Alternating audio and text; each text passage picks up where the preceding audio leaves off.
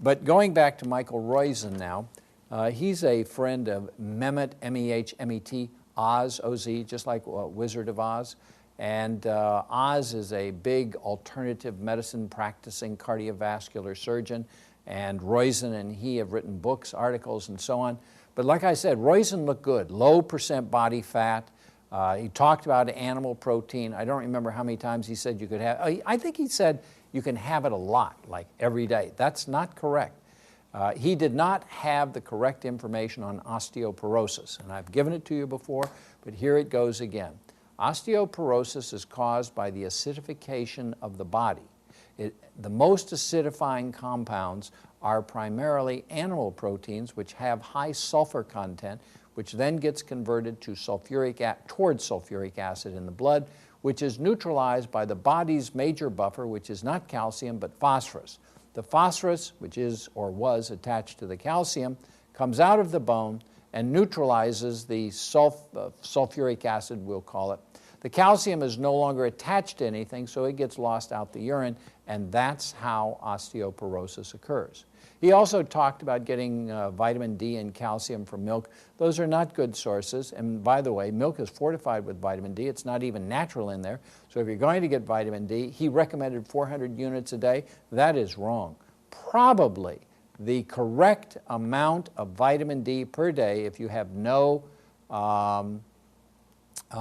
kidney disease or any other metabolic problem, is around 3,000 to 4,000 units a day. I think I have the vast majority of my patients on 2,000, but I'm creeping up to 3,000 in the vast majority of my patients because I think 4,000 is probably correct. The proper level of 25-hydroxy vitamin D3, and that's what you want to have measured when you go to the doctor. First time, serum parathyroid hormone plus 25-hydroxy vitamin D3.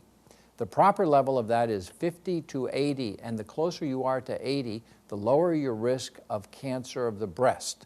Now, it turns out, and I've told you this before, but other people are starting to find it out now, that is cancer of the prostate. That which causes cancer of the breast is what causes cancer of the prostate, and vice versa.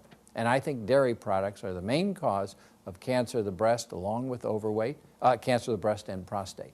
When I hear that cancer of the breast runs in a family, the first thing I say is get that family off dairy products, especially yogurt, especially cottage cheese. And the reason I say those is because people will eat so much of them.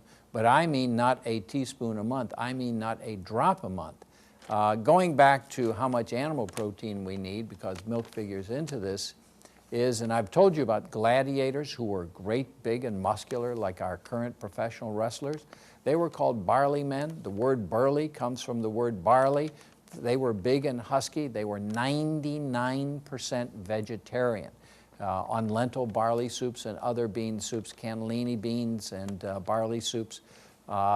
Exercise is what made them big and strong. I have pictures in my office of vegan ultra-marathoners, strict vegetarian people who can run 100 miles consecutively. They don't even stop for sleep or meals or whatever. They can run 100 miles and they are strict vegan. I am not a strict vegan. I think that that's a very good thing to be.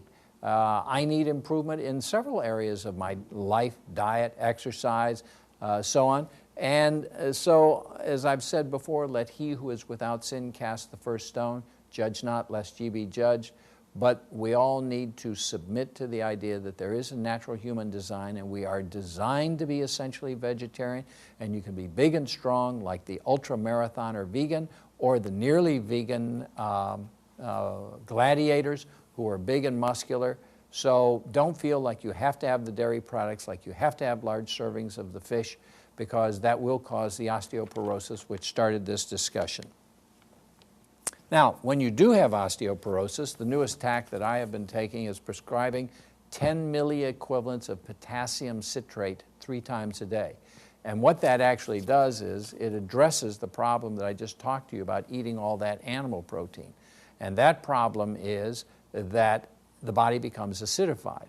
And this is an alkalinizing agent. You do have to be careful because you might precipitate kidney stones from it, but it's unlikely to precipitate kidney stones, and it's more likely to treat the osteoporosis and cause bone growth. So in particular, my women who have documented osteoporosis, and it can happen in men. So if you get a man, you give him the same thing unless there is a kidney issue.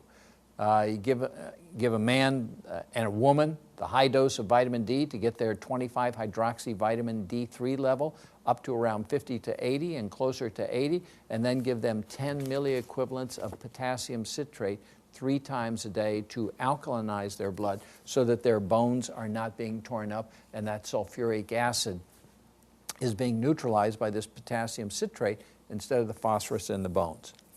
I'm very proud of myself today because I am moving right along. Now, I've written a new handout, and so those of you who send me a self-addressed stamped envelope, I will be glad to mail you the 3 pages of, this is entitled, Why We Do What We Should Not and What Should We Do That Affects Our Health, Overweight, and Freedom. And I'll just show you here 3 pages of this, single-spaced. This is truly one of my longer essays, and I talk about how we are drawn in the sense, and I've talked about this before on this program, I think the last time, how we are drawn to getting high, pleasure, stoned, all those words apply to the chicken and the meat and the cheese and the eggs and that which really, quote, tastes good, which is hurting us. We're drawn to the things that taste really good. Now, this was an article that I wished I had sent to a fellow by the name of Joe Izzo. Joe Izzo is a very well-known cardiologist. He might be a kidney specialist, but he and I had a little non-meeting of the minds at Grand Rounds at St. Francis Hospital when he talked about pulse wave reflection. He was the one who introduced me to the concept of a machine called the SphygmoCor, which actually gives you the blood pressure better than any blood pressure cuff.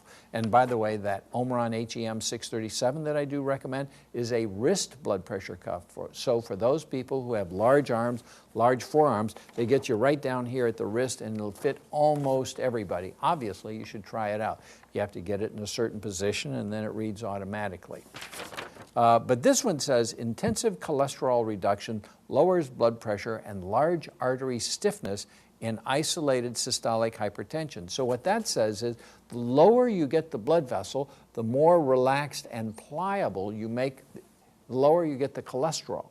The lower you get the cholesterol, the softer the blood vessels become, and that is truly a good idea. Now,